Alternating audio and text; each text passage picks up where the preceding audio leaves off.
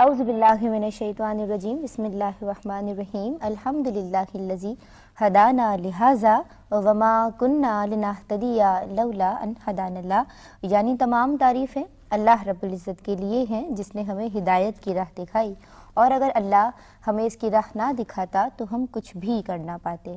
اللہم صلی علی سیدنا ومولانا محمد عدد ما فی علم اللہ صلاۃ دائمۃ بدوام ملک اللہ۔ السلام علیکم ورحمۃ اللہ وبرکاتہ۔ ناظرین کرام، آپ دیکھ رہے ہیں پروگرام کائنات اور میں ہوں آپ کی میزبان سیدہ ندا نسیم۔ ہمارا یہ پروگرام خالق کائنات کی لامحدود قدرت و حکمت کو جاننے اور پہچاننے کی ایک ایمان افروز کاوش ہے، جسے پیش کرنے کی سعادت پاکستان ٹیلی ویژن حاصل کر رہا ہے۔ ناظرین کرام، ارشاد نبوی ہے کہ اللہ تبارک و تعالیٰ نے کوئی بیماری ایسی نہیں اتاری کہ جس کی دوا موجود نہ ہو، اور جدید دور کے تمام سائنسداں، تمام سائنٹسٹ اس بات سے بخوبی آگاہ ہیں کہ آج بھی بہت سے امراض کا علاج طب نبوی کے ذریعے کیا جا سکتا ہے۔ آج کے اس ترقی یافتہ دور میں طب نبوی کی کتنی افادیت ہے، کتنی اہمیت ہے، یہ ہم نے گزشتہ پروگرام میں بھی جانا اور آج بھی جاننے کی کوشش کریں گے۔ ہمارا آج کا پروگرام گزشتہ پروگرام سے پیوستہ ہے، اسی کا تسلسل ہے، اسی کی ایک کڑی ہے۔ ناظرین کرام، پوری دنیا میں ہربل میڈیسن بہت تیزی سے مقبول ہو رہی ہے۔ آپ صلی اللہ علیہ وآلہ وسلم نے کئی جسمانی امراض کے علاج تجویز کیے ہیں۔ گزشتہ پروگرام میں ہم نے شہد کے حوالے سے، شہد کے فوائد جانے، کلونجی کے حوالے سے گفتگو فرمائی ہے، اور اس کے ساتھ ساتھ کھجور کا بھی ایک بلکہ بہت مختصر سا ذکر کیا گیا کھجور کا۔ اس کے علاوہ کلونجی کا تذکرہ کیا گیا، مسواک کا تذکرہ کیا گیا۔ آج ہم مزید نباتات اور مزید غذائیں اور اس کے علاوہ کس طرح سے ہم دیکھتے ہیں کہ ہماری زندگی میں طب نبوی کی امپلیمنٹیشن ہمیں نظر آتی ہے، یہ تمام باتیں آج ہم جاننے کی کوشش کریں گے۔ یعنی آج بھی ہمارا موضوع طب نبوی ہی ہے۔ ہمارے ساتھ آج بھی ہماری رہنمائی کے لیے موجود ہیں، آپ سب جانتے ہیں، آج دوبارہ آپ سے تعارف کرواتی چلوں، حکیم عبدالحنان صاحب۔ آپ کا تعلق ہمدرد یونیورسٹی سے ہے، وہاں آپ dean of faculty of eastern medicines ہیں اور حکمت کی دنیا کا بہت معتبر حوالہ ہیں۔ السلام علیکم حکیم صاحب۔ اور آپ کے ساتھ تشریف رکھتے ہیں مولانا اکبر در صاحب، ان سے بھی آپ سب بخوبی واقف ہیں۔ السلام علیکم۔ آپ دونوں شخصیات کو میں خوش آمدید کہتی ہوں پروگرام کائنات میں۔ انجیر اور زیتون کے حوالے سے طبی فوائد ہم جاننا چاہیں گے۔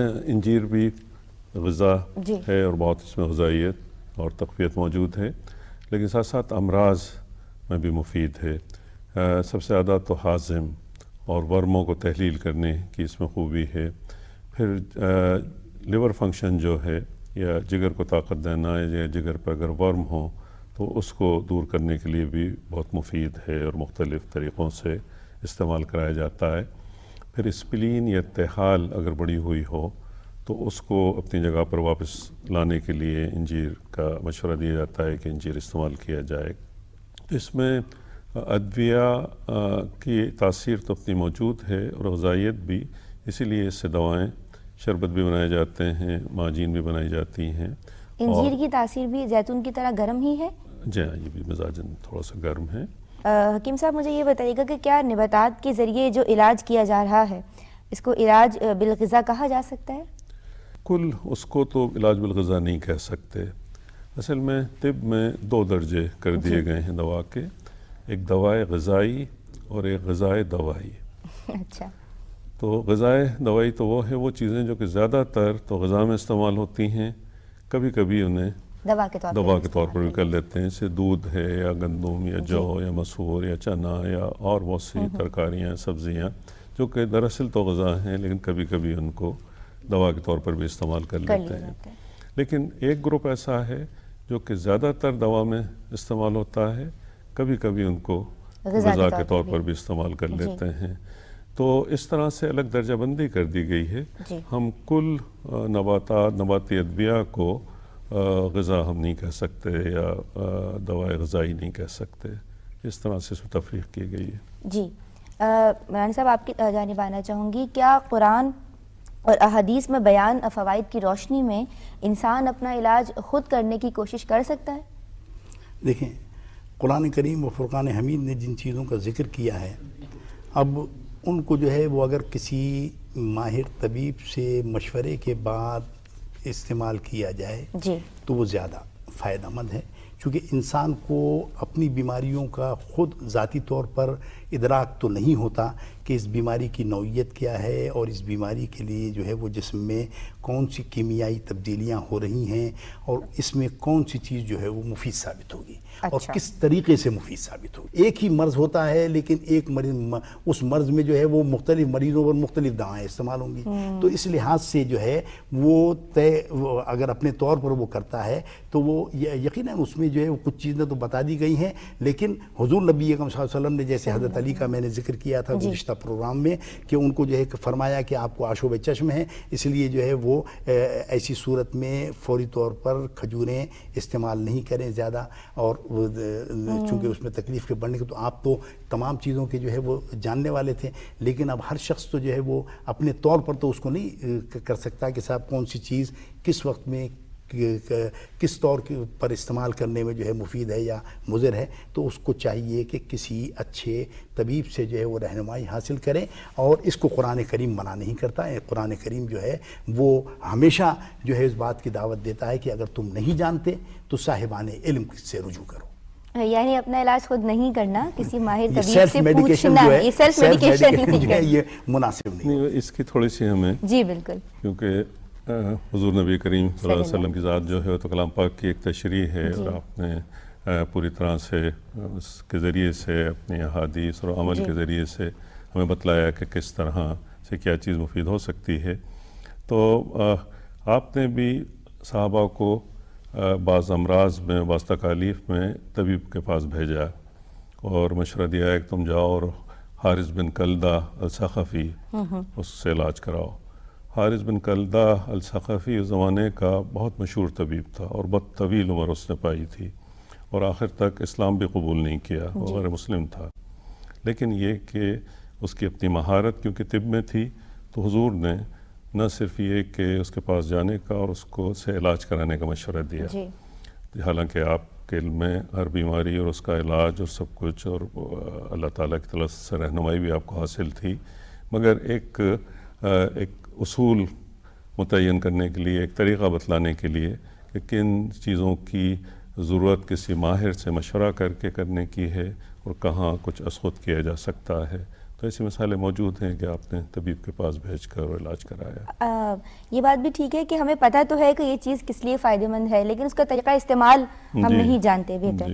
مجھے یہ بتائیے کہ نباتات کے ذریعے ادویات جو بنائی جاتی ہیں پھر ان کو محفوظ کیا جاتا ہے، تو محفوظ کرنے کے لیے کیا طریقہ اختیار کیا جاتا ہے؟ محفوظ کرنے کا جو قدیم ترین طریقہ مختلف رہے، خشک کر لینا ادویہ کو، وہ بھی ایک محفوظ کرنے کا طریقہ ہے، پیس کر اس کی گولیاں بنا لینا وہ بھی محفوظ کرنے کا ایک طریقہ ہے، لیکن سیال اور نیم سیال شکل میں ادویہ کی حفاظت، اس میں شہد نے سب سے اہم رول ادا کیا ہے۔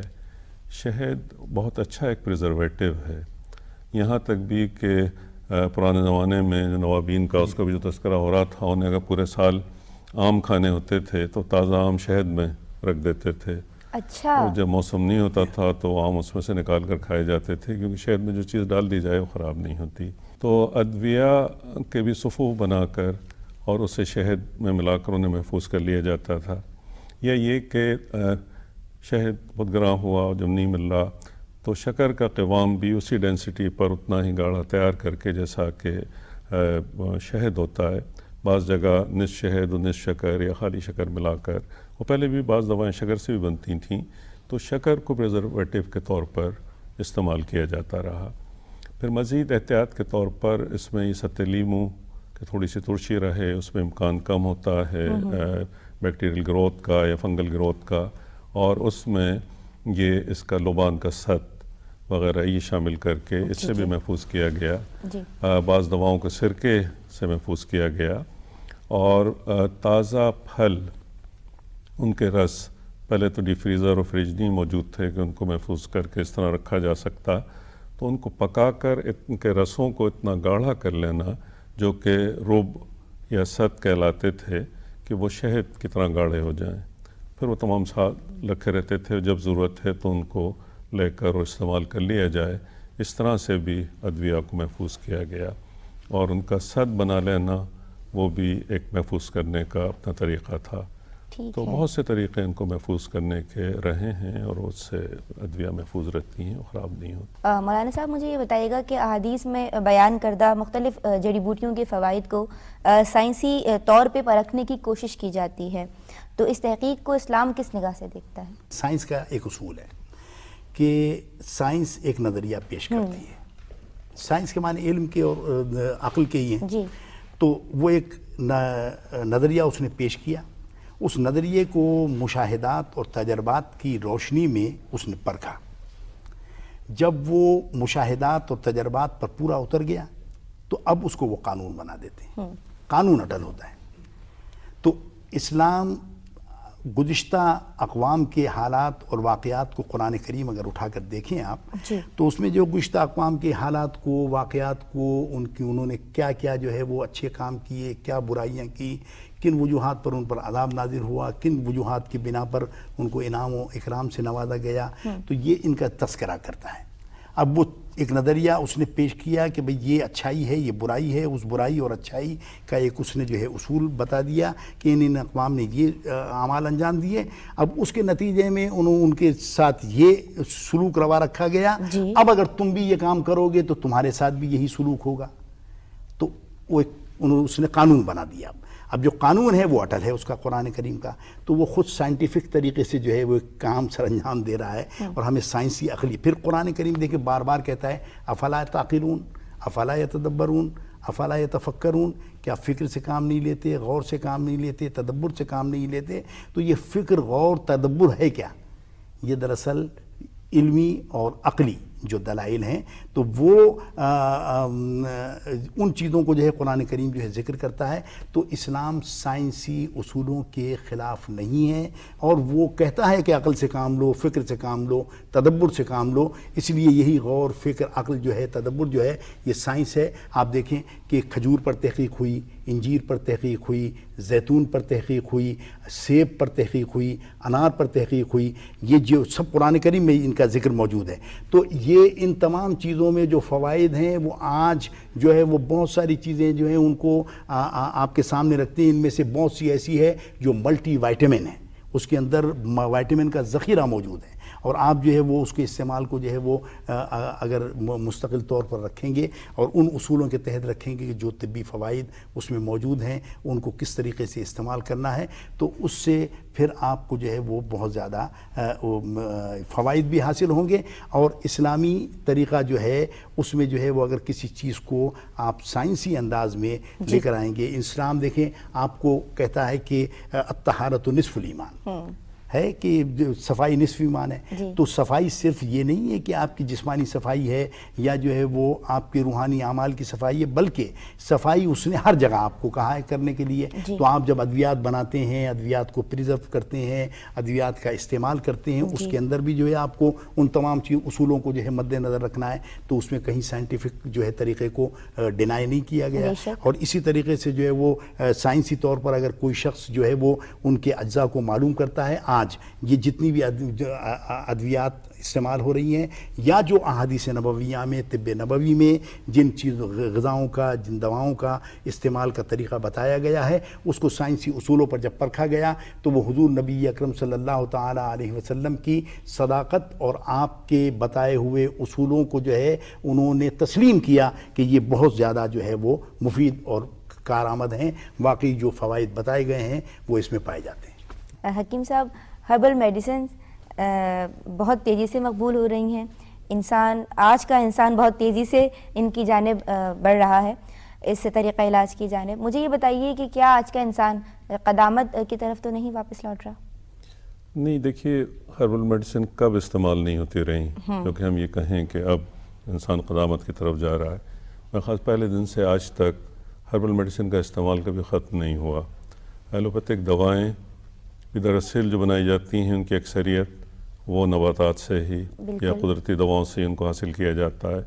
تھوڑا سا فرق وہاں آیا جہاں کے اجزاء مؤثرہ یا ایکٹیو انگریڈینٹ جو تھے ان کو الگ کر کے اور تنہا ان کو استعمال کیا جانے لگا، یا پھر انہیں سنتھیٹیکلی الگ سے بنا کر استعمال کیا جانے لگا کہ وہ ایک فطرت سے ہٹ جانے والی بات تھی جہاں سے کہ سائیڈ ایفیکٹس بڑھے۔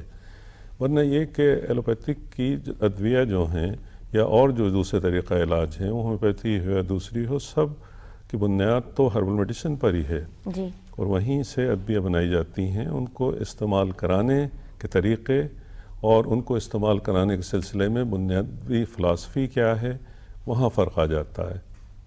تو ہم یہ نہیں کہہ سکتے کہ کوئی قدامت کی طرف جا رہے ہیں۔ اچھا، قدامت کی طرف کہاں ہم نہیں جا رہے؟ کیا پھر لوٹ کر ہمیں قدرتی کھاد کی طرف نہیں جانا پڑ رہا اور وہ سبزیاں اور پھل کھانے کا مشورہ نہیں دے رہے؟ کیا پھر قدرتی پیسٹیسائڈ فصلوں پر اور پھلوں پر چھڑک کر اور وہ پھل اور سبزیاں زیادہ مہنگی نہیں فروخت ہو رہی اور دوبارہ مشورہ نہیں دیا جا رہا کہ کیا جائے؟ کیا پھر دوبارہ یہ مشورے نہیں دیے جا رہے کہ ہر حال میں بچے کو ماں کا دودھ میسر ہونا چاہیے؟ بالکل۔ ایک وقت یہ تھا کہ اس کی اتنی اہمیت و ضرورت نہیں سمجھی گئی تھی کہ نہیں، بہت سے فارمولہ بنا لیے، بہت سے دودھ ہیں، یہ وقت ضائع کرنا ہے، صحت ماں کی متاثر ہوتی ہے۔ لیکن آج یہ کہا جا رہا ہے کہ جن بچوں کو ماں کا دودھ میسر نہیں ہوتا، وہ ان کو زیادہ تر جو پیدائشی ذیابطس بچوں کو جو ہو رہی ہے، بعد میں بچوں میں جو ذیابطس بڑھ جاتی ہے، اس کی بڑی وجہ یہ ہے ان کی امیونٹی اتنی کمزور ہوتی ہے کہ وہ زیادہ بیمار ہوتے ہیں۔ تو چند قطرے بھی اگر مل سکے تو استعمال ہونا چاہیے۔ بالکل۔ تو ہم تو بہت آگے بڑھ کر پھر ہر معاملے میں ہی پیچھے لوٹ رہے ہیں، اور پیچھے لوٹنا اچھا اور لازمی ہے۔ جب بھی ہم فطرت سے دور ہوں گے تو مسائل میں گھریں گے، اور جتنا قدرت کے قریب رہیں گے، فطرت کے قریب رہیں گے، اور ہمارا دین ایک فطری دین ہے اور فطری طور پر عمل کی ہمیں دعوت دیتا ہے۔ دیکھیے، ہم جب بھی طب نبوی پر یا اس پر بات کرتے ہیں تو ہم زیادہ تر فوکس کرتے ہیں غذاؤں یا دواؤں پر۔ پورا اس میں نظام حیات، نظام صحت اس میں موجود ہے۔ فرمایا مولانا صاحب نے طہارت، اس کے علاوہ پوری ہائیجین، کھانے سے پہلے ہاتھ دھونا کیا صحت کے لیے ضروری نہیں ہے؟ بالکل۔ کلی کرنا کیا ضروری نہیں ہے؟ کیا ناخن تراشنا صحت سے متعلق نہیں ہے، اس کی ہدایت کی گئی؟ کیا بالوں کو تراشنا صحت نہیں ہے؟ کیا غسل کی عادت اور صاف کپڑوں کا پہننا صحت سے متعلق نہیں ہے؟ کیا غذا کا کم کھانا، تقلیل اور سادہ غذا کھانا یہ صحت سے متعلق نہیں ہے؟ کیا اپنے گھر کو اور اطراف کو صاف کرنا، اور اگر وبائی امراض پھیل رہے ہوں تو ایک آبادی سے دوسرے آبادی میں جانے کے لیے منع کرنا، یہ کیا صحت نہیں ہے؟ کہاں کہاں آپ دیکھتے چلے جائیے، اور پیدائش سے لے کے تو یعنی انتقال کے بعد مردے کو نہلانا کس قدر سائنٹیفک اور ہائیجینک، کہ اس کو پورا نہلانا ہے کہ کوئی امراض، کسی طرح کی جراثیم، کوئی اور چیزیں لگی ہوئی ہوں، جن پانی سے جس طرح سے بعض پانی میں تو بیری کے پتے اور کچھ اور چیزیں بھی شامل کی جاتی تھیں جو کہ اینٹی سیپٹک ہیں۔ پھر کافور اینٹی سیپٹک ہے، وہ سب لگایا جا رہا ہے۔ پھر عطر لگایا جا رہا ہے جو اینٹی سیپٹک بھی ہے اور ایک خوشبو بھی، کہ کسی طرح کی ناگواری یا کچھ ان سب کو نہ ہو۔ پلگنگ تمام جو بند کیے جا رہے ہیں کہ کسی طرح کی کوئی چیز ایسی نہ ہو کہ جب لوگ تدفین کے لیے لے جا رہے ہیں تو کوئی دقت ہو۔ اس کو ایک کفنایا جس طرح جا رہا ہے، جس طرح سے صفائی ستھرائی کے ساتھ ایک کپڑے میں اس کو لپیٹ کر لے جا کر پھر زمین میں اتنی گہرائی پر اس کو دفن کیا جا رہا ہے کہ جو کچھ ڈیکمپوزیشن میں جو کچھ گیسز وہ سب پیدا ہونی ہے باہر تک نہ آئے۔ کسی قبر سے، کسی اس سے کبھی کوئی تعفن نہیں محسوس ہوا ہے اس وقت تک جب تک کہ وہ کھلی ہوئی نہ ہو یا کوئی اور اس کے ساتھ حادثہ واقع نہ ہو۔ وہ سب ڈیکمپوزیشن کے بھی طریقے ایسے ہیں جس کا کہ انسانی صحت پر کوئی مضر اثر نہ پڑے۔ تو ہمارا تو پورا نظام حیات جو بتلایا گیا ہے وہ سب صحت اور صحت کے اصولوں پر مبنی ہے۔ یہ تو بہت چند چیزیں میں نے عرض کی، تفصیل میں چلے جائیے جہاں تک بھی ہر چیز جا کر صحت سے جوڑتی ہے، اور ثواب کی رغبت تو میرے خیال سے دی گئی ہے۔ دراصل اس کا جو نفع ہے وہ تو ہمیں دنیا میں ہمیں خود حاصل ہونا ہے۔ اگر ہم امراض سے محفوظ رکھیں گے اور دوسروں کو امراض سے بچائیں گے تو اصل اس کا اجر و ثواب تو یہیں ہمیں مل رہا ہے۔ آگے تو اللہ تعالیٰ یقیناً وہ اجر دیں گے اور اس کے فوائد بھی یقیناً ہوں گے، لیکن دنیاوی فوائد اس کے کتنے ہیں اور وہ سب سائنس ہے۔ مجھے یہ بتائیے گا مولانا صاحب کہ دنیا اور اسلامی ممالک کی اگر ہم بات کریں بالخصوص یا بالعموم، تو طب نبوی کے حوالے سے کیا کام کیا جا رہا ہے؟ دیکھیں، طب نبوی جو ہے وہ دراصل ہمارے ہاں جو اس وقت یونانی اطباء کا جو کام تھا اس کو آگے بڑھایا مسلمان اطباء نے. جی. اور مسلمان اطباء کا ایک بہت بڑا رول اس میں داخل ہے. اور اب اگر یہ جو ہربل میڈیسنز ہیں اس پر جو ہے وہ پوری دنیا میں ایک نیا انقلاب آ رہا ہے. اس وقت تو ہم یہاں پاکستان اور ہندوستان اس سب کانٹیننٹ میں بر صغیر میں تو یہ اس کا استعمال جو ہے وہ ادویات کا ہے. جی. لیکن اس وقت جو ہے وہ دنیا جو ہے وہ اتنی زیادہ آگے ترقی کر گئی ہے کہ خود امریکہ میں، جرمنی میں، برطانیہ میں، آئرلینڈ میں اور دیگر جو یورپی ممالک ہیں ان سب جگہوں پر جو ہے وہ اب حرب کی جانب جو ہے ان کا رجوع ہے. ان کو اندازہ ہے کہ ہم کتنے فیڈ اپ ہو گئے ہیں ان سائیڈ ایفیکٹس. اور چونکہ جیسے ابھی حکیم صاحب نے ارشاد فرمایا کہ وہ جزو موصلہ کو لے لیتے ہیں، جو ایکٹیو پارٹ ہے اس کو انہوں نے لے لیا. اب اس ایکٹیو پارٹ کو تو لے لیا کہ یہ فلاں عضو کے لیے فائدہ مند ہے، لیکن اس چیز کو جو ہے چونکہ ہر کے طور پر اگر آپ استعمال کر رہے ہیں تو اس کا پورا کے پورا جز آپ استعمال کر رہے ہیں. تو اس کے اندر صرف جزء موثرہ کو نہیں لیا، تو اللہ تعالیٰ نے قدرتی طور پر بھی بہت ساری چیزوں میں جو ہے وہ انسانی صحت کے لیے جو مضر اثرات اس سے مرتب ہو سکتے ہیں اس کا جو ہے وہ انتظام کیا ہوا ہے کہ اس کو قدرتی طور پر جو ہے وہ محفوظ کر دیا. اور اگر ہم آپ اس میں سے صرف ایک چیز جز کو لے لیں، باقی اجزاء کو پھینک دیں تو اس سے جو ہے وہ بہت زیادہ سائیڈ اور آفٹر ایفیکٹس ہونے کے امکانات بڑھ جاتے ہیں، جس کو وہ ریسرچ کرتے رہتے ہیں. اور ریسرچ کرنے کے بعد اب دیکھیں یہ ہربل ادویات جو ہیں یہ کسی چوہے پر، بلی پر، مینڈک پر استعمال شدہ نہیں ہے کہ تجربہ اس پر کیا جا رہا ہے، انسانی جسم پر آزمودہ ہیں.